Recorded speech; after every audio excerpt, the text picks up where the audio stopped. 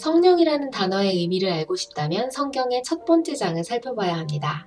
아직 하나님께서 세상을 창조하시기 전 세상은 혼돈하고 흑암이 가득했습니다. 그 혼돈 위에 생명과 질서와 아름다움을 가져올 하나님의 영이 수면 위를 운행하고 계셨습니다. 여기서 하나님의 영은 무엇일까요? 여기서 영이란 성경의 저자들이 하나님의 임재를 설명할 때 사용하던 단어입니다. 히브리어로는 루아흐라고 하죠. 무슨 뜻일까요? 루아크는 여러 가지 의미를 가지고 있어요. 한 가지 공통적인 뜻은 에너지예요. 세상에는 보이지 않는 에너지, 즉 힘이 존재하죠. 구름을 움직이고 나뭇가지를 흔드는 바람. 바람도 히브리어로는 루아크예요. 여러분, 이번에는 크게 숨을 한번 쉬어보실래요? 그 호흡이 몸 안에서 느껴지죠?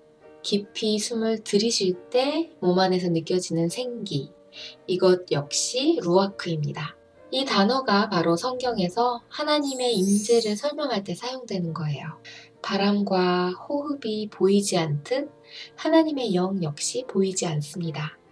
바람의 힘이 강력한 것처럼 하나님의 영 역시 강력합니다. 호흡이 우리를 살리는 것처럼 하나님의 영 역시 모든 생명을 살리십니다. 성경을 읽다 보면 하나님의 루아크가 사람들에게 특별한 힘을 주어서 특별한 일들을 하게 하시는 것을 볼 수가 있어요. 그중 첫 번째 인물은 바로 창세기에 등장하는 요셉입니다. 하나님의 영이 요셉으로 하여금 꿈을 이해하고 해석할 수 있도록 하셨어요. 그리고 이 일은 부살렐에게도 일어나는데 그는 출애굽기에 등장하는 예술가였어요. 하나님의 영이 그에게 지혜와 총명과 지식으로 충만하게 합니다. 그는 창조적인 천재성으로 성막 안의 물건들을 아름답게 만듭니다. 또한 하나님의 루아크는 선지자들을 일하게 했습니다. 그들은 세상의 역사를 하나님의 시선으로 볼 수 있었죠. 선지자들은 이것들을 보았는데요. 하나님의 루아크가 세상을 선하게 창조하셨지만 인간은 악에 굴복해버리고 불의를 행함으로써 세상의 혼돈을 야기하게 됩니다. 선지자들은 영이 올 것이라고 예언했어요.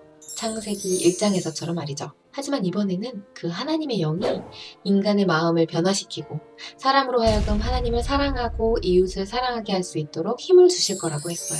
어떻게 이런 일이 가능했냐고요? 성경에 보면 시간이 흘러 예수님이 등장하십니다. 예수님께서 사역 초기에 요단강에서 세례를 받는 장면 기억하시나요? 하늘이 열리고 하나님의 영이 비둘기처럼 예수님 위에 머무릅니다. 이 사건에서 우리는 하나님의 영이 예수님께 힘을 주셔서 새로운 창조를 시작하시는 것을 볼 수 있어요. 그리고 이러한 새 창조는 병자를 고칠 때 그리고 죄를 사하실 때마다 일어났고 죽음이 있는 곳에 생명을 창조하십니다. 이스라엘의 종교 지도자들은 예수님을 반대하고 결국에는 죽이기까지 했지요. 그러나 여기에서도 하나님의 영이 일하고 계셨어요. 예수님이 죽음에서 살아나신 것을 본 제자들은 하나님의 영이 예수님을 살리셨다고 말했습니다.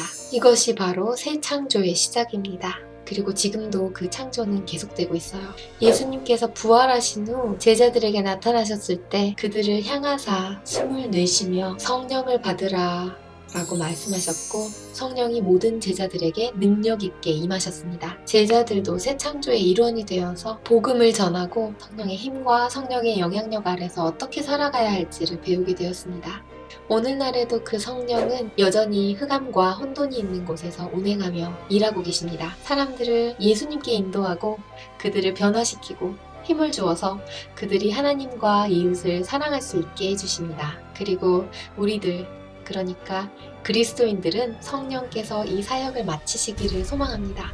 성경은 이 새로운 세상에 대한 환상을 보여주면서 끝을 맺어요. 사랑과 생명이 넘치는 하나님의 영, 루아크가 충만한 새 하늘과 새 땅에서 사는 것으로 말이죠. 그럼 이제 목사님과 함께 성령에 대해서 더 자세히 공부해 볼까요?